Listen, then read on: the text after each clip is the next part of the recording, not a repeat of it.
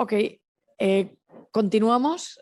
Vamos a seguir ahora hablando. Esta mesa va a ser híbrida, tanto en el formato online como presencial, y además respecto a los idiomas. Juan José va a darnos su visión sobre la prescripción en español y continuará Simone en inglés. Vamos a ver las visiones de España e Italia. We will discuss about Spain and Italy. And I'm going to be very brief about the presentations. Juan José, catedrático de la Universidad de Castilla-La Mancha, gran conocido del derecho civil y del derecho de marcas y similares. Nos conocemos desde hace muchísimos años, tuve la suerte de trabajar con él y hemos continuado cooperando tanto en el ámbito académico como profesional. Y es una suerte poder contar hoy con tu visión respecto a la prescripción. Y Simone es partner en Nunziane y Magrone, sí, Nunziane y Magrone, perdón, siempre lo pronuncio mal, un gran despacho de Italia con una gran experiencia tanto en antitrust como en acciones colectivas y similares. Gracias, David. Dicho lo cual, le cedo la palabra a Juan José. Thank you so much. Muchas gracias a Julia por la presentación y a ella y a la profesora Carmen Guerrero por la organización y a ustedes por su presencia física y a los virtuales por su presencia virtual. Ahora. Bien, dispongo de 30 minutos para plantear algunas cuestiones sobre un tema extremadamente complejo, quizá en el derecho español incluso un poco más complejo a lo mejor que en otros ordenamientos jurídicos, y que pasa por ser en este momento, como ustedes saben, probablemente el tema más sexy de la aplicación privada del derecho de daños, por circunstancias coyunturales derivadas sobre todo del régimen de derecho transitorio previsto en la Directiva 2014/104 y, por extensión, en la disposición transitoria primera de la normativa española de incorporación de la directiva.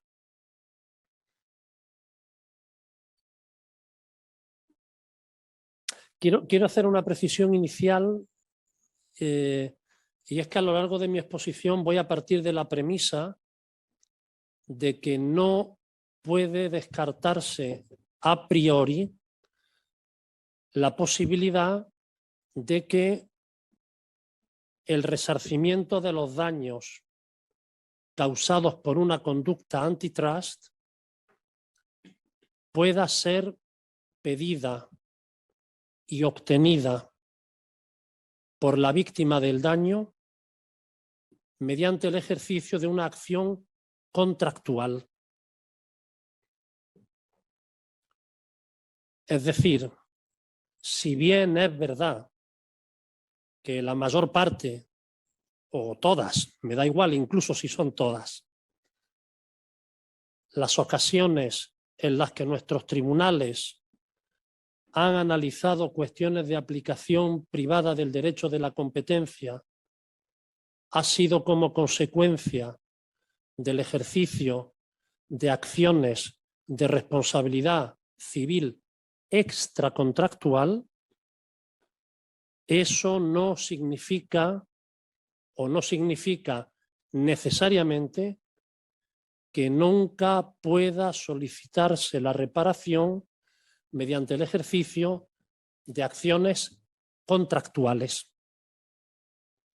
No voy a decir cuándo es posible una cosa, la otra, las dos o ninguna, porque para eso habría que tener conocimiento de las circunstancias de cada caso concreto. Pero a mí no me cabe duda que acciones contractuales son también posibles con la finalidad de obtener una reparación del daño causado por la conducta antitrust. ¿Cuándo? Desde luego cuando haya un contrato, porque si no hay contrato no hay acción contractual. Cuando haya un contrato y quizá cuando algo más. Claro, eso significa, en el caso del derecho español, al menos dos particularidades. Una como consecuencia de la distinción procesal entre la acción contractual y la acción extracontractual, lo que significa que cuando la víctima del daño interponga una demanda, tendrá que especificar si ejercita una acción contractual, si ejercita una acción extracontractual o si ejercita las dos. Eso a su vez enlaza con cierta doctrina del Tribunal Supremo Español relativa al ámbito de aplicación del principio iura novit curia en materia de indemnización de daños. Porque a veces el Tribunal Supremo parece que dice, no digo que lo diga, digo que parece que dice, usted ejercite la acción que quiera, contractual o extracontractual, que si tiene razón y sobre todo si prueba los presupuestos de la acción, yo le daré la indemnización. La segunda particularidad del derecho español tiene que ver con que antes de la incorporación al derecho español de la Directiva 2014/104, el plazo de prescripción de la acción de responsabilidad contractual era 5 años. Y antes del 7 de octubre de 2015, 15 años. Por el contrario, antes de la incorporación de la Directiva 2014/104, el plazo de acción, el plazo de ejercicio de la acción de responsabilidad civil extracontractual era 1 año. Después de la incorporación de la directiva, hoy el plazo es siempre 5 años. Porque parece que no es dudoso que el artículo 74.1 de la Ley de Defensa de la Competencia, cuando establece el plazo en 5 años, se refiere tanto a las acciones contractuales como a las extracontractuales. Bien, en relación con este asunto, como ustedes saben, estamos pendientes de que el 22 de junio de 2022 el Tribunal de Justicia pronuncie su sentencia resolutoria de la cuestión prejudicial planteada por la Audiencia Provincial de León en relación con las disposiciones transitorias, en particular el artículo 20 de la Directiva 2014/104. Por ahora lo que sabemos, según las conclusiones presentadas por el abogado general Rantos, es que, en su opinión, hay que tener en cuenta la distinción a efectos transitorios entre disposiciones sustantivas y disposiciones procesales.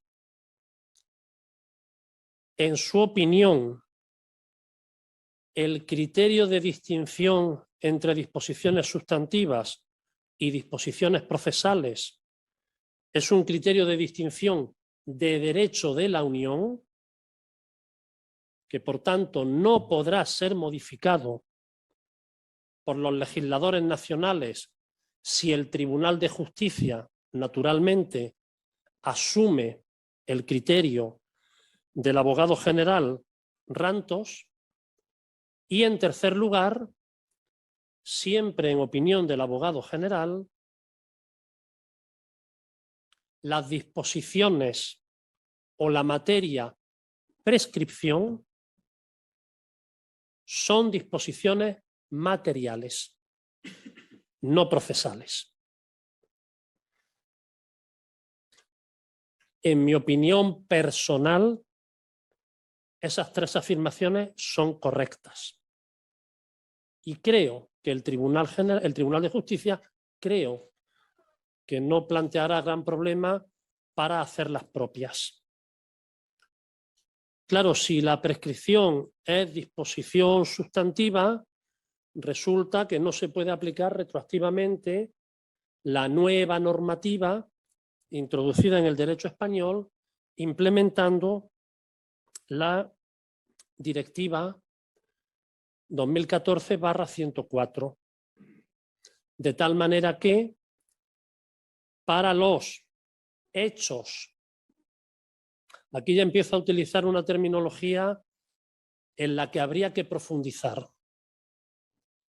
que los hechos producidos antes de la entrada en vigor de la nueva normativa, las sanciones impuestas antes de la entrada en vigor de la nueva normativa, las acciones nacidas antes de entrada en vigor de la nueva normativa, se regirán por la antigua normativa.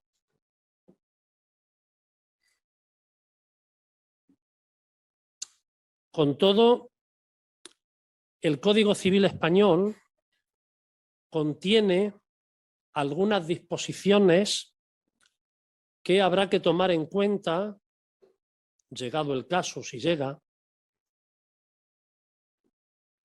en relación con el tránsito del plazo de prescripción anterior al plazo de prescripción actual de 5 años. Ese tránsito es irrelevante y no plantea ningún problema cuando hablamos de acción contractual, porque desde el 7 de octubre de 2015 en adelante, en el Código Civil el plazo de prescripción de la acción contractual es 5 años. Sí hay un problema de derecho transitorio del 7 de octubre de 2015 para atrás.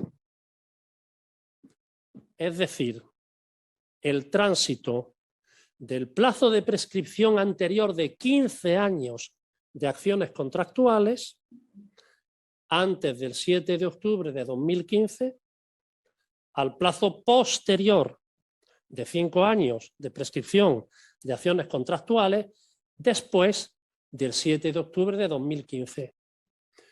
Pero ese tránsito de 15 a 5 no es un problema específico del derecho de la competencia. Es un problema general de las acciones contractuales, sobre el que el Supremo todavía no ha tenido oportunidad de pronunciarse con claridad. Cuando digo con claridad, quiero decir para los juristas familiarizados en el derecho español, dictando 2 sentencias en las que como ratio decidendi siente una doctrina. Algo ha dicho de pasada, no como ratio decidendi. Y lo que se dice no como ratio decidendi no es jurisprudencia, en el sentido propio de la palabra.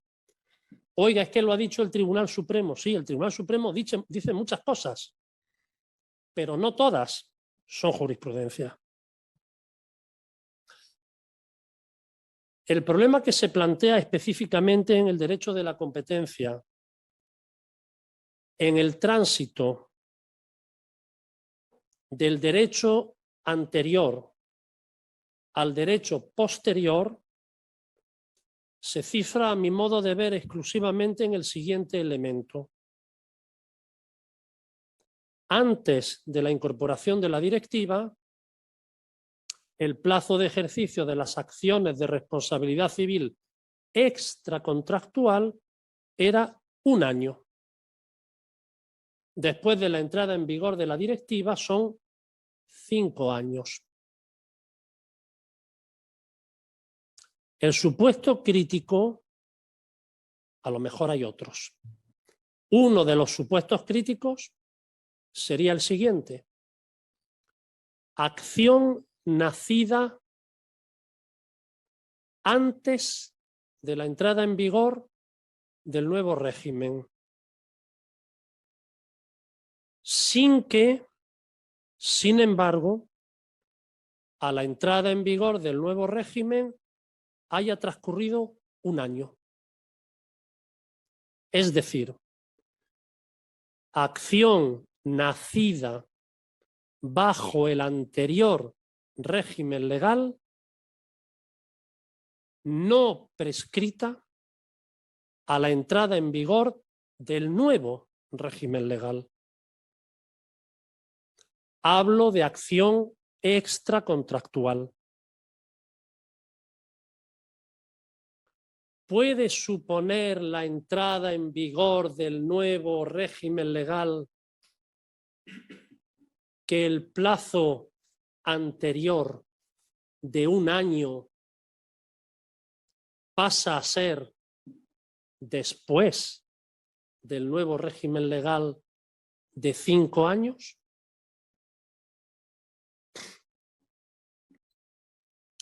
La cuestión es peliaguda. Aparentemente, el artículo 1939 del Código Civil proporcionaría una respuesta negativa. La prescripción que empezó a correr bajo el régimen anterior se rige por el régimen anterior. Sin embargo, la disposición transitoria cuarta del Código Civil, bajo cierto entendimiento, podría proporcionar elementos en favor de la ampliación, si queremos llamarlo de alguna manera, del plazo de prescripción anterior de 1 año hasta 5. En el derecho español está admitido que las disposiciones transitorias del Código Civil son disposiciones transitorias no solo del Código Civil, sino de todas las situaciones de transición de una ley anterior a una ley posterior. Por tanto, cuando yo pongo encima de la mesa la disposición transitoria cuarta del Código Civil, lo hago en la convicción de que, en abstracto, la disposición transitoria cuarta puede ser aplicable. Entrada en vigor la nueva normativa, el dies a quo aparece claramente establecido, como ustedes saben, en el artículo 10.2 de la directiva, incorporado en el derecho español en el artículo 74.2 de nuestra Ley de Defensa de la Competencia. Según estos preceptos, el dies a quo empezará a correr, el dies a quo del plazo de prescripción de 5 años, empezará a correr cuando concurran simultáneamente los siguientes elementos. Primero, que la conducta infractora haya cesado. Mientras la conducta infractora no ha cesado, el dies a quo no empieza a correr. Me da igual si hay o no una investigación en marcha de la autoridad administrativa. Normalmente, cuando la hay, ya la actividad infractora ha cesado. Pero el hecho determinante no es que haya o deje de haber una actuación administrativa de investigación. Para el artículo 10.2 de la directiva, el hecho determinante es que la conducta infractora haya cesado. Primer elemento. Y segundo elemento, que la víctima del daño, el perjudicado, conozca o haya podido razonablemente conocer, o sea, que lo hubiera conocido de haber actuado con la diligencia que es exigible a la víctima de un daño antitrust, que conozca 3 circunstancias. Primero, la infracción, el hecho y la conducta constitutiva de una infracción del derecho de la competencia. Segundo, que conozca el perjuicio ocasionado por dicha infracción. Y tercero, que conozca la identidad del infractor. Yo añado de mi propia cosecha interpretativa o de los infractores. Si la infracción hubiera sido cometida mediante la actividad concurrente de 2 o más infractores. Porque yo, víctima del daño, quiero conocer la identidad de todos los que me han causado el daño. Y una vez que la conozca, dirigiré la demanda contra quien quiera de ellos, o contra todos, o contra ninguno porque no me da la gana.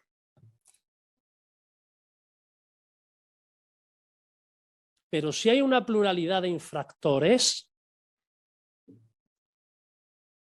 donde el artículo 74.2, letra C de la Ley de Defensa de la Competencia dice identidad del infractor, claro, la ley está pensando en que el infractor sea uno. Si son varios, el tercer elemento que debe ser conocido o que debiera haber sido conocido por la víctima es la identidad de los varios infractores. Todos ellos, además, como se dice en algún otro artículo de la directiva, según ustedes saben, responsables solidarios en principio. Solidarios.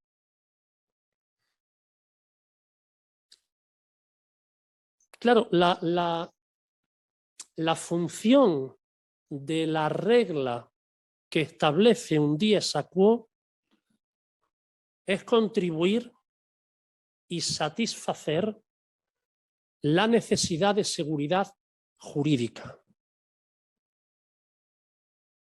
Eso es lo que explica que el ordenamiento jurídico, que el Código Civil, que los códigos civiles, primero, fijen un plazo para el ejercicio de acciones y segundo, establezcan, bien o mal establecido, un momento a partir del cual ese plazo empieza a correr. Es dotar al mercado, a las relaciones comerciales y las relaciones entre particulares, sean relaciones patrimoniales, sean relaciones personales, sean relaciones familiares, dotarlas en definitiva de la necesaria seguridad jurídica o estabilidad jurídica. Pero el derecho no impide que haya temerarios. En el caso que ahora nos ocupa, una víctima del daño que ejercite su acción y está en su derecho de hacerlo antes de que llegue el dies a quo. Oiga, mire, ¿y usted por qué hace eso? Mire, lo hago porque me da la gana, porque creo que dispongo de todos los elementos necesarios para interponer mi demanda contractual o extracontractual de reclamación de daños. Oiga, mire, que usted puede esperarse a conocer la identidad de todos los infractores. Sí, puedo esperarme, pero no quiero esperarme. ¿Entendido? Entonces, claro, no puede hacerse una especie de lectura inversa de las reglas en este caso del 74.2, que fijan el dies a quo para el ejercicio de acciones. Usted a partir de este momento le empieza a correr el reloj, porque ya tiene el dies a quo.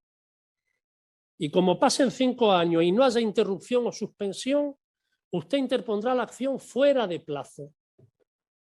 Pero eso no significa que antes de que concurran las circunstancias determinantes del dies a quo, un perjudicado crea poder ejercitar la acción con éxito y la ejercite.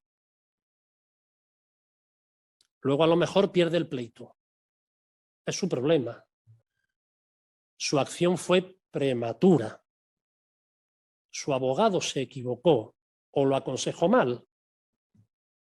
Sucede muchas veces que los abogados se equivocan, nos equivocamos y aconsejamos mal. Tenemos seguros de responsabilidad civil. ¿Vale? Entonces, esa es la función de la regla de determinación del dies a quo, en mi opinión.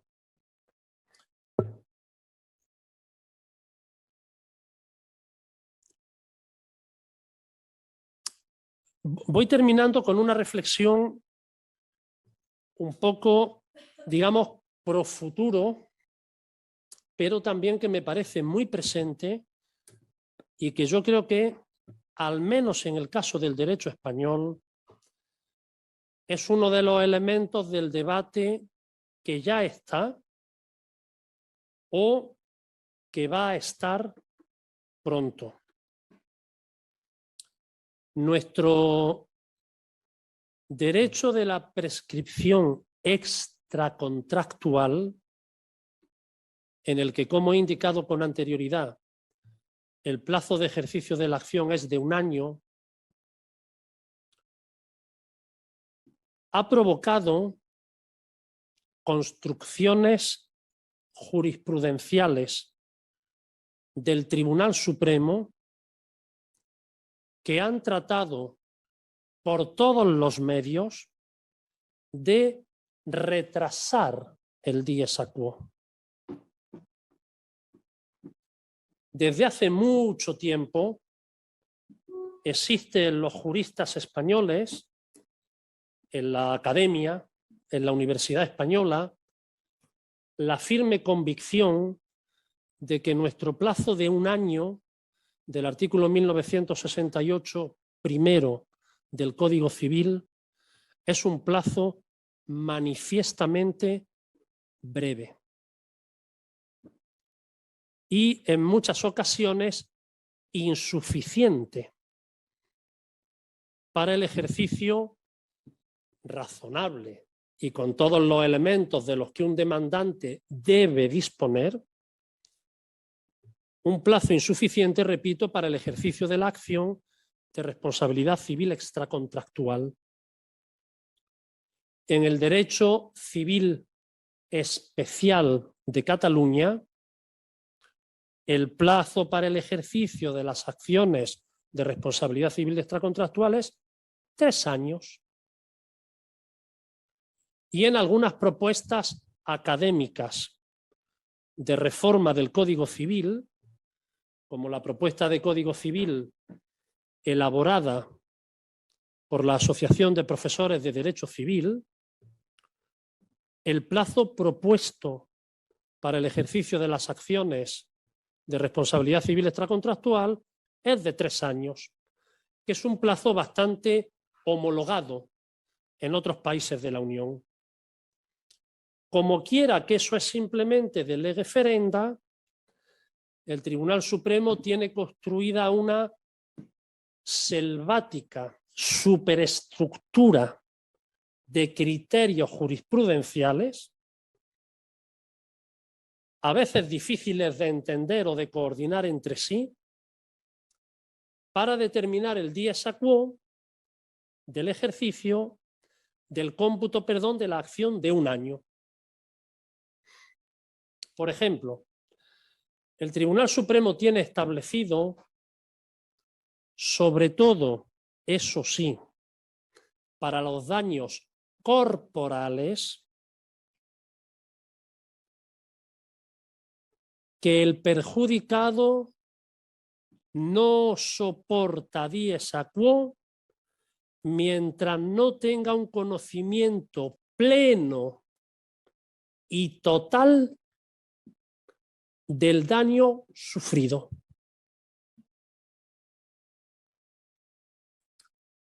Otro ejemplo,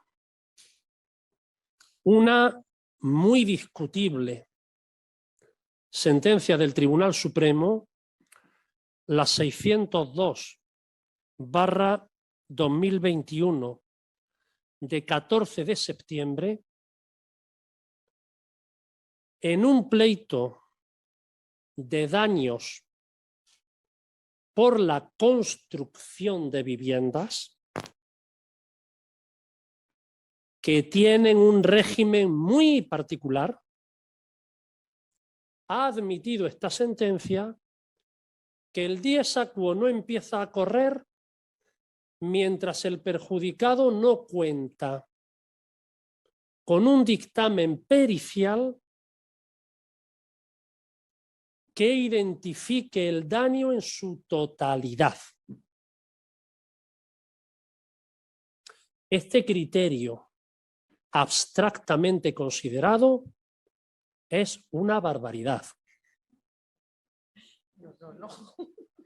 Y por esa razón, la más reciente sentencia 391/2022 de 10 de mayo ha matizado la sentencia 602/2021. Probablemente el criterio de la sentencia 602/2021 se entiende y se justifica por las circunstancias concretas del caso. Yo no sé ustedes cuando leen las sentencias del Tribunal Supremo de su país respectivo. Yo cuando leo las sentencias del Tribunal Supremo español distingo, y creo que es siempre conveniente distinguirlo, lo que dice, lo que quiere decir y para qué dice lo que dice. Porque de otra manera a lo mejor no se entiende bien, ¿eh? Y esta sentencia última del revolving y tal, en fin, que es un tema muy de moda ahora en España, deriva precisamente, a mi modo de ver, de que no se ha leído entendido bien la sentencia del Tribunal Supremo. Es que, claro, hay que leerse la sentencia del Tribunal Supremo completa, no lo que las revistas jurídicas ponen en negrita. Que claro, así leemos todos. Hay que leerse la sentencia completa y hay que ver los hechos de la sentencia y los motivos de casación del recurrente, que es a lo que da respuesta el Supremo. Muchas veces decimos, es que esta sentencia no ha analizado, oiga, no lo ha analizado porque el recurrente no lo habrá pedido que lo analicen. Y nuestro Tribunal Supremo es muy respetuoso con que solo responde normalmente a lo que le piden. ¿Entendido? Entonces la sentencia hay que leerla con esas cautelas. No siempre se leen con esas cautelas. Bien, la duda que a mí se me plantea, y con esto termino, es lo siguiente. ¿Podrá seguir siendo de aplicación después de la entrada en vigor del 74.2 de la Ley de Defensa de la Competencia la doctrina del Tribunal Supremo que subordina el dies a quo a determinados elementos? 1, 2, 3, 4, 5, 6. O, por el contrario, una vez que está en vigor el artículo 74.2, el Tribunal Supremo solo podrá tomar como criterios para fijar el dies a quo los que establece el artículo 10.2 de la directiva. Formulo la pregunta de otra manera. Como lo haría un juez español que planteara una cuestión prejudicial, sobre el artículo 10.2. ¿Permite el artículo 10.2 de la directiva mantener en el derecho español una interpretación según la cual para que empiece a correr el dies a quo se necesita que el perjudicado disponga de un informe pericial?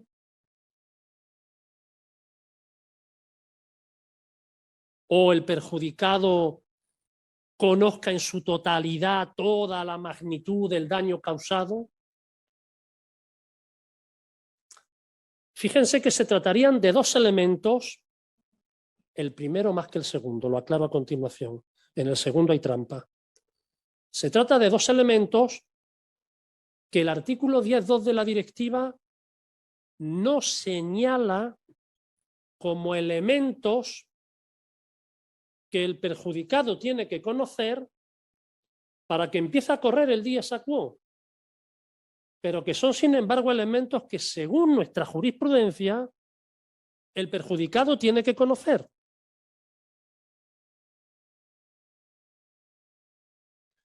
Lo del alcance total y completo del daño tiene trampa, porque cuando el 74.2b de nuestra ley o el artículo 10.2b de la directiva establece que el perjudicado tiene que conocer el perjuicio ocasionado, creo que la expresión perjuicio ocasionado ha de ser entendido en el sentido de perjuicio total y entero ocasionado. Por tanto, ese requisito de nuestra jurisprudencia se puede meter en la directiva. Pero hay otros que a lo mejor no se pueden meter. Subsumir.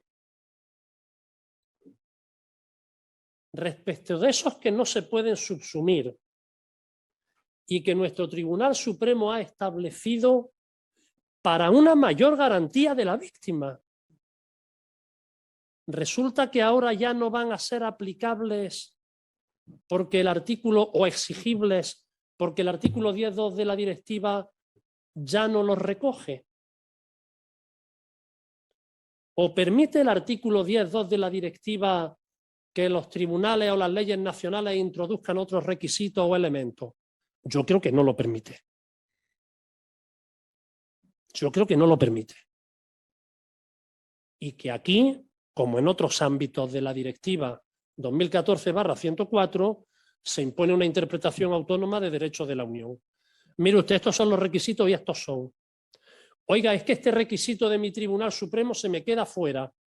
Ah, lo siento.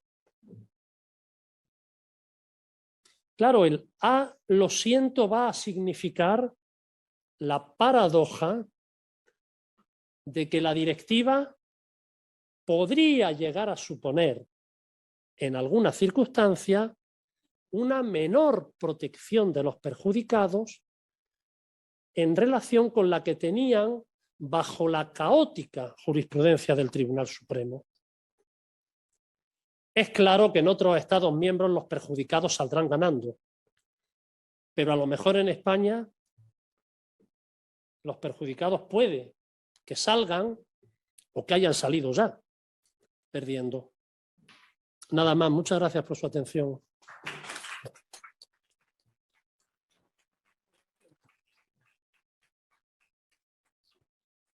Muchísimas gracias por esta exposición tan brillante sobre esta materia. Vamos a darle la palabra a Simone y luego hacemos las preguntas. Bueno, Alfonso, si quieres intervenir brevemente. Gracias. Muy brevemente, para decir que la intervención de Juan José me ha parecido muy clara, muy ordenada e impecable. Debo decir que sustancialmente estoy de acuerdo con él y soy la única persona en este país que ha trabajado tanto en la transposición de la directiva como en la modificación del Código Civil. En la primera porque pertenecí a la sección especial de la Comisión General de Codificación integrada por 5 miembros que elaboró la transposición de la directiva. donde estuvieron Alberto Berkovich, Ricardo Alonso, Nacho Díez Picazo, un titular de Procesal, un titular de la de Complus, Procesal sí. Complutense. Y en segundo lugar, porque por aquella época trabajamos en la sección de lo civil, en la modificación de los plazos, fue De prescripción. José María Miquel, y José María Miquel fue el que defendió con el apoyo de todos los 5 años. Debo decir que estoy de acuerdo contigo prácticamente al 100%, pero haré alguna precisión. El plazo de 5 años se introdujo porque efectivamente en la sección primera se tenía esa idea compartida por la doctrina española de que el plazo de 1 año se había prestado abusos y había generado supuestos de indefensión. Esa es la idea. En la medida en que es una norma protectora de la víctima, habría razones para apuntar que es un plazo de prescripción, pero este plazo de prescripción, desde la entrada en vigor de la transposición de la directiva, sería aplicable a cualquier procedimiento, tendría efectos retroactivos en relación a los hechos, aunque los hechos dañosos se hubieran producido antes con anterioridad a eso. Es decir, habría una razón, el favor creditorio, el favor creditoris, víctimo, ¿no? el favor De la víctima. creditoris para introducir el carácter retroactivo. Que se quiera reducir a 3 años o tal, yo en eso no entro. Debo decir que no todos los profesores de Derecho Civil, que yo sepa, son de esa asociación y que esa asociación periódicamente a la sección de lo civil nos hace llegar sus trabajos que son tenidos en cuenta, pero una cosa es tenerlos en cuenta y otra cosa es seguirlos. Es más, el presidente de la asociación, nuestro querido colega, altísimo colega, el profesor Rodrigo Berkovich, no es miembro de la sección de lo civil de la Comisión Nacional de Codificación. Otra cosa es si las acciones pueden ser contractuales o extracontractuales. Yo estoy de acuerdo en que pueden ser las dos cosas. En el plazo de la prescripción era muy importante fijar los 5 años porque hay una regla en el Código Civil, en el artículo 8, que sigue una regla mucho más antigua. La elaboró un estatutario que se llamaba Jacobo Balduino en el siglo XIII, que dice lex fori regit processus, y las cuestiones de prescripción son procesales, se rigen por la ley del tribunal ante el que se conozca. En el caso de las infracciones de derecho comunitario, los artículos 101 y 102 dicen que se castigarán los atentados contra la competencia, que sean bilaterales o multilaterales, los ententes, los cárteles, y también aquellos que sean producto del poder de mercado y tengan carácter unilateral, los abusos de posición dominante. Pero tanto uno como otro tienen que afectar al comercio entre los Estados miembros. El afectar el comercio entre los Estados miembros quiere decir que en la práctica casi el 100% de las infracciones del derecho europeo de la competencia son infracciones que desde el punto de vista jurídico-material interesan al derecho internacional privado, porque están conectadas al menos con 2 Estados miembros. Entonces, tener un plazo que permita el ejercicio de acciones a personas que han sido víctimas de ese daño y que están en el extranjero puede tener mucha importancia, porque si no puede provocarles indefensión. Y aunque no les provocara indefensión, cuando hay daños múltiples en distintos estados, saber que estoy totalmente de acuerdo contigo en que hay que cumplirse los requisitos que tú has enumerado, pues sí que es importante que conozcan la totalidad del daño. Por ejemplo, hoy el diario El País daba la noticia de que hay un señor, por lo visto, en un pueblecito catalán, creo, que aparece, su imagen se ha hecho viral, en un vídeo que dice algo así como el tío, la peor persona que has conocido en tu vida. Eso le veis y es naturalmente discutible. Yo conozco y con toda probabilidad son peores que ese señor. Pero claro, eso se ha hecho mundial. Se ha hecho mundial Y el hombre, eso produce el efecto mosaico. Hay un daño a distancia y se produce en varios estados. Eso se produjo, pues creo recordar que con Olivier Martínez. Sí. Olivier Martínez, el actor, contrató para un anuncio, y era un anuncio para que se debía exhibir para un determinado producto y en determinados estados, y no sé si cuando llega a Nueva York se ve en la puerta de un sex shop anunciando ciertas pastillas o algo, la imagen que le había contratado para todo. Claro, cuando tu imagen aparece en más de 150 estados, a lo mejor en alguno hay daños punitivos. Y si hay daños punitivos, vaya que sí, te interesa saber dónde se ha perjudicado tu intimidad, tu imagen, porque allí puedes obtener una indemnización muy superior a la que obtendrías si, por ejemplo, presentas la demanda de daños en Quintanilla de Onésimo, donde probablemente haya internet y por consiguiente puedan ver eso.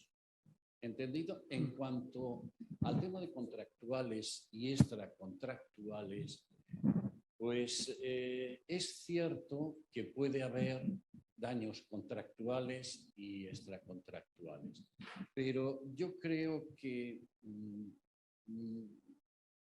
grosso modo hay que inclinarse, pudiendo haberlo, por los extracontractuales. Y eso lo digo porque, como antes he dicho, son supuestos internacionales en la mayoría de los casos. Eso afecta no solo al régimen jurídico material, sino que afectaría al régimen jurídico de internacional privado. Si es un supuesto contractual y nos fijamos solo en los daños contractuales, sería aplicable el reglamento Roma I y las normas del convenio Bruselas I bis sobre contratos. Si es un daño, se aplicaría el reglamento Roma II y se aplicarían las normas del convenio de Bruselas sobre extracontractuales. Y el problema es que la directiva tiene una serie de mecanismos que todos conocemos que están pensados fundamentalmente para daños, pero para daños extracontractuales. Otra cosa es que, como tú dices, si el Tribunal Supremo se balancea, pues cosa muy frecuente, que el Supremo parece, por ejemplo, en daños que en muchas ocasiones no entiende que hubo un cambio de paradigma con la directiva y parece que sigue pensando solo en el 1902 del Código Civil, se podría hacer una cosa y es interponer una demanda en la que la pretensión principal son daños extracontractuales y con carácter subsidiario daños contractuales. Lo que pasa es que internacionalmente apoyarse, como digo, solo en extracontractuales te quitaría posibilidades como, por ejemplo, la del demandado antes. Entendido que funciona en extracontractuales y no en contractuales. Por lo demás, lo dejo ya. Estoy total y me parece brillante. Muchas gracias. Has hecho fácil y profundo lo que era extraordinariamente difícil. Gracias. Muchísimas gracias. Pasamos la palabra a Simone. Well, I think we are ready for lunch. Just 20 minutes. It's okay. No, okay. First of all, I need to apologize because I do not speak Spanish. So I think I have understood what the professor said, but I didn't really follow the last intervention. So I'm very sorry if my speech will be a little bit disconnected about the dialogue. But it's thanks to the Latin, I believe that I code the main topic and the discussion, and I will try to not repeat myself and to be short. I have a couple of things to say. The first one, it's about limitation periods in Italy, and we have easier situation in Italy because it's the dies a quo is on extra contractual basis on tort is 5 years. 5 years is reasonable enough to cope with antitrust issues. What about the dies a quo? Okay, there is the main case law that basically said that in a follow-on action, the dies ad quo is the day of the decision. This is something that I do share. And the reason behind it is that before the decision, it is very difficult for a victim to really have a clue that there was an illicit cartel, who were the cartelists, how long was the cartel, what was exactly the illicit conduct, and actually he has no real awareness that he was a victim. This is, I believe, very consistent if you look at the other way around.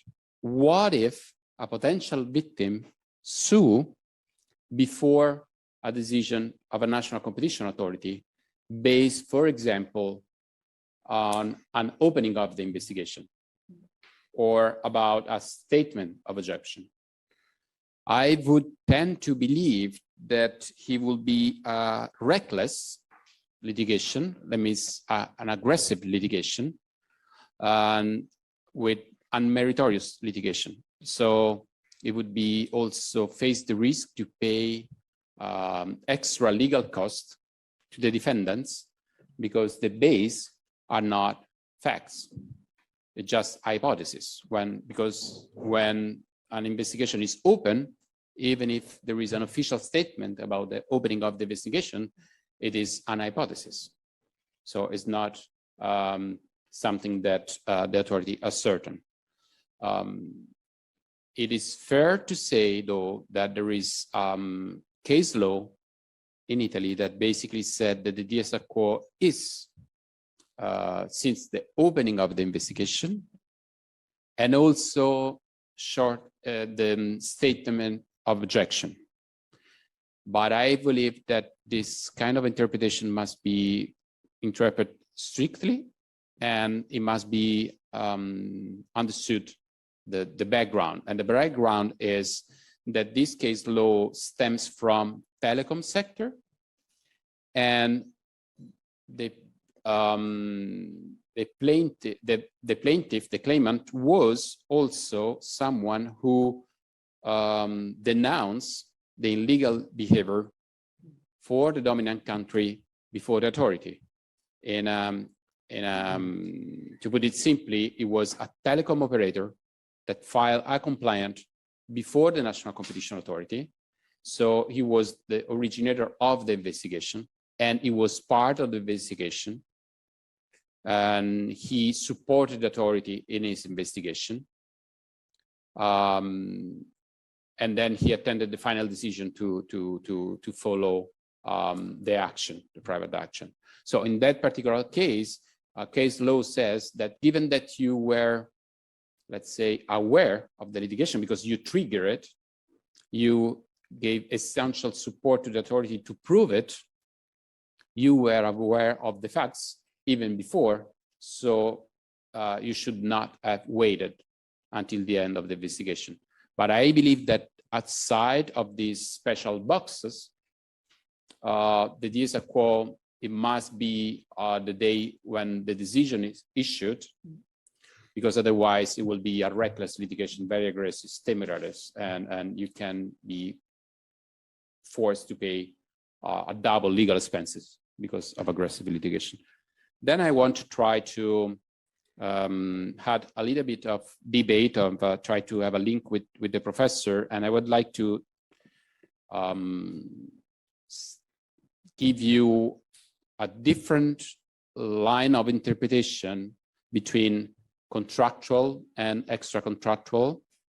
And I would like also to tell you that this applies according to the Supreme Court of Association Grand Chamber in Italy, not only to competition law, but also to consumer law.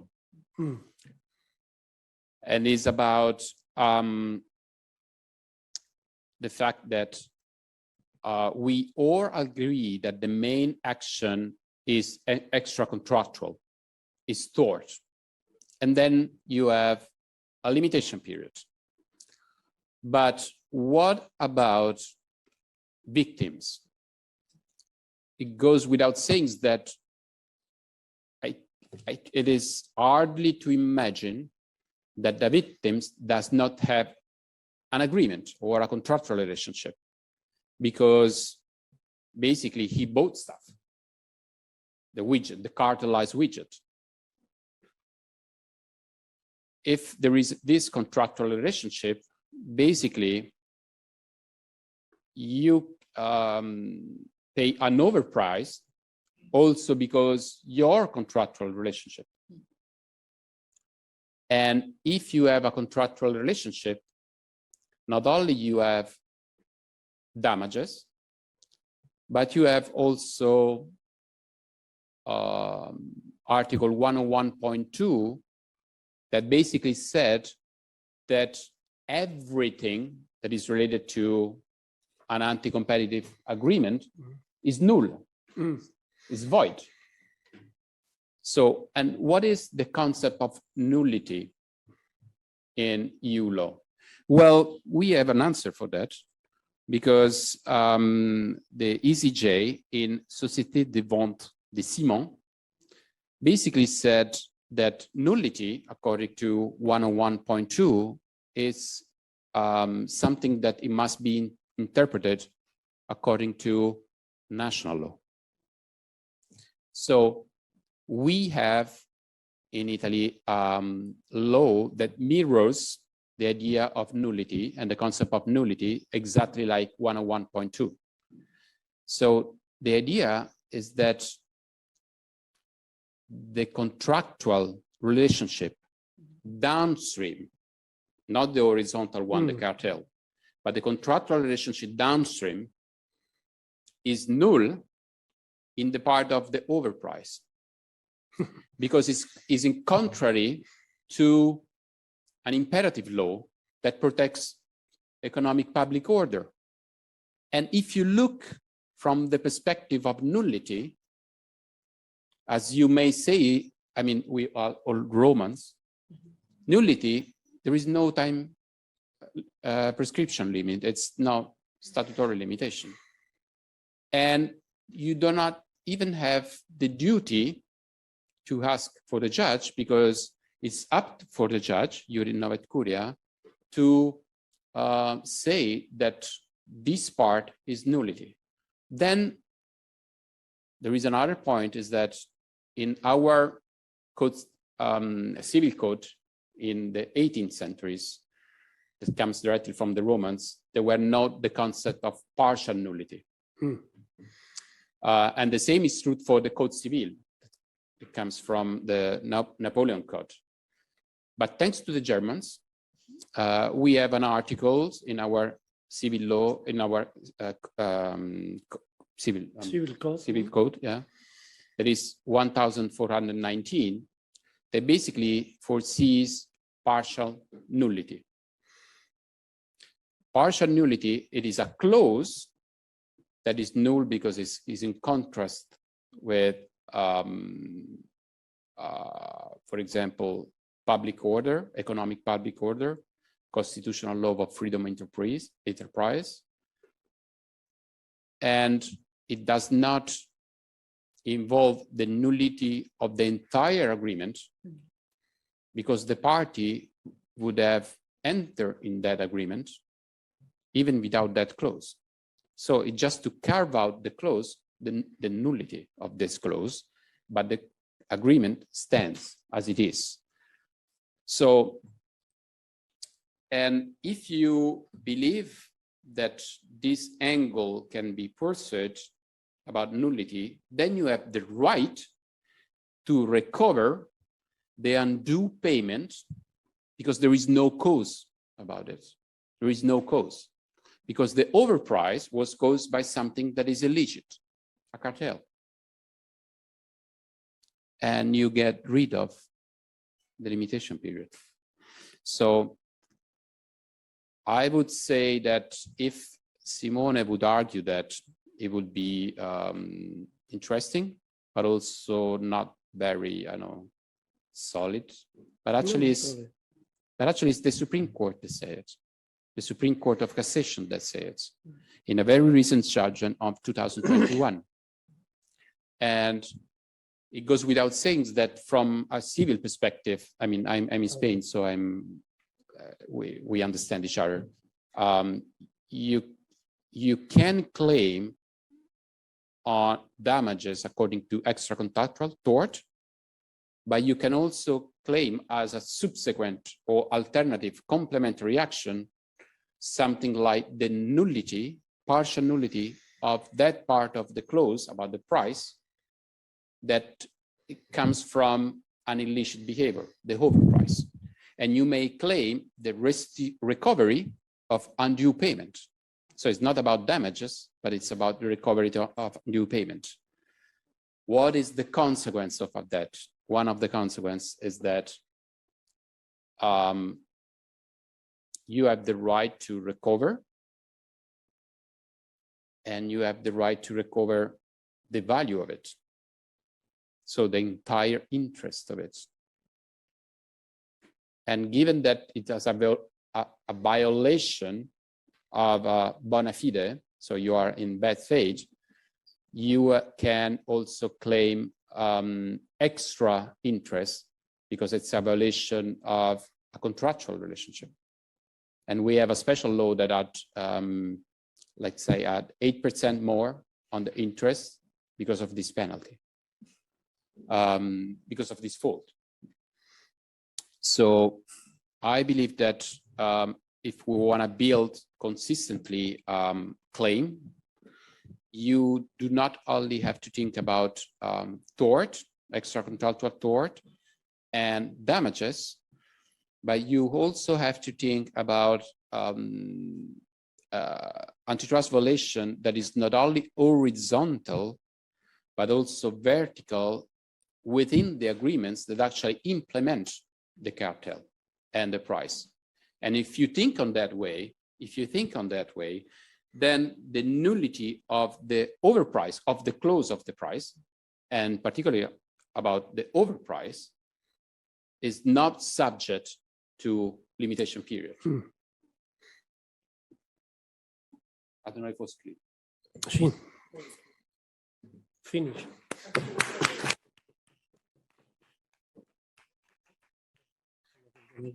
Mira, una pequeña apostilla. Yo no he hablado de lo que ha dicho Simone porque sabía que él iba a hablar de eso, ¿eh?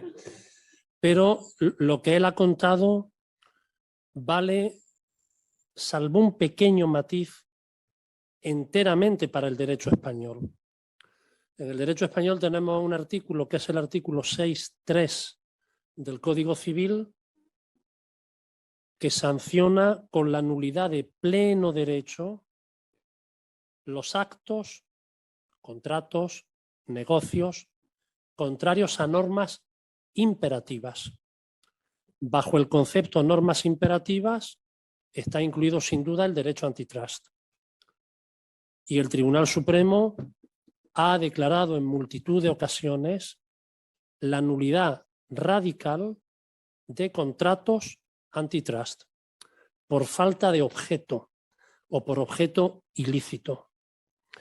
Eso en primer lugar. En segundo lugar, al amparo del artículo 6.3 del Código Civil, existe una jurisprudencia muy consolidada del Tribunal Supremo que desemboca en la nulidad parcial del sobreprecio, por ejemplo, en contratos de venta de viviendas de protección oficial, viviendas de promoción pública, que se pueden vender por 100, pero que se venden por 150.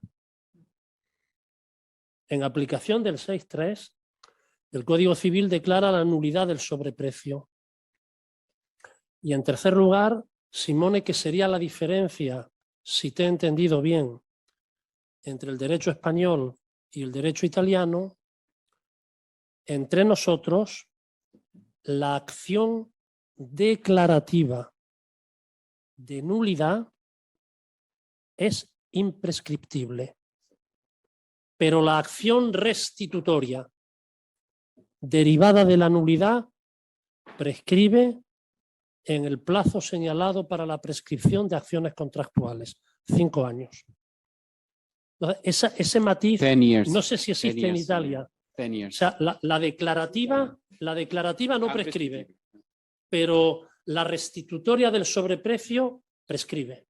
10 years from Ok. Gracias.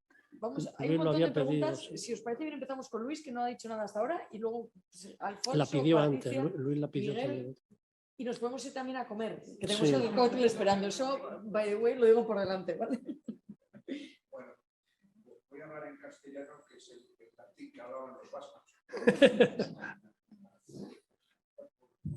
Mi jornada parece las dos conferencias muy interesantes, teniendo en cuenta que estamos hablando de temas muy difíciles de explicar, ¿no? Porque empezamos con plazos, canciones, y estaba comentando antes aquí sobre Vox, no tengo muy claro las acciones de daños derivadas de la infracción de la competencia. Perdón. Perdón. Bueno, lo que quería decir que yo no tengo muy claro que las acciones de daños derivadas del derecho de infracción del derecho a la competencia sean necesariamente acciones extracontractuales. Dependerá de las circunstancias. Pongamos el ejemplo del primer caso relevante que hubo en España de aplicación privada, que es el del cártel del azúcar. Los que demandaban eran clientes directos de los proveedores. Bueno, en ese ámbito de zonas fronterizas, que no sabemos muy bien si esto es contractual o está contractual, cobra toda su relevancia la doctrina del Tribunal Supremo Español de unidad de la culpa civil. Me puedo equivocar a la hora de calificar a la acción como contractual o extracontractual. Al final, pues el propio tribunal, para evitar además el peregrinaje de procedimientos o de jurisdicciones, pues dice, pues esto va a ser contractual o extracontractual. ¿Qué ha hecho en la práctica el Tribunal Supremo Español? Pues tratando de favorecer a la víctima, ha ido al derecho que le protegía más. Estábamos hablando antes de un caso muy conocido del Tribunal Supremo Español, de un viajero que al ir a coger el tren se tropieza en la escalera mecánica. Pero luego la acción se interpone, pues pasado el año, etcétera, etcétera, y dice, no, bueno, vamos a ver, este señor tenía ya un billete, una relación contractual de transporte, en fin, pasando muy por encima de los temas del transporte, porque claro, la obligación del porteador no es desde que entras en la estación, sino desde que subes al medio de transporte. En aviones podríamos discutirlo mientras te están llevando a coger el avión. Y bueno, ahí puede haber ciertos juegos. Y luego estoy totalmente de acuerdo que esta cuestión tiene que resolverse a falta de precisiones mayores en las correspondientes leyes con la disposición transitoria cuarta del Código Civil. Ahora, a mí me parece mentira que a la hora de hacer esta ley, perdón, Alfonso, nos haya... No, pero no la hizo Alfonso, se hizo por decreto ley. O sea que... Una disposición transitoria, pero ha ocurrido con un supuesto más grave, que yo he tenido algunos casos en sociedades. Tenemos la acción de nulidad de acuerdos sociales. Desde la reforma del 89 hay un plazo de caducidad de 1 año. Bueno, luego está la excepción de acuerdos contrarios al orden público, que también es un tema que se estaba evocando ahí. Existe en todos los sitios. Y antes de la reforma del 89 se entendía que la acción de nulidad de acuerdos sociales era imprescriptible.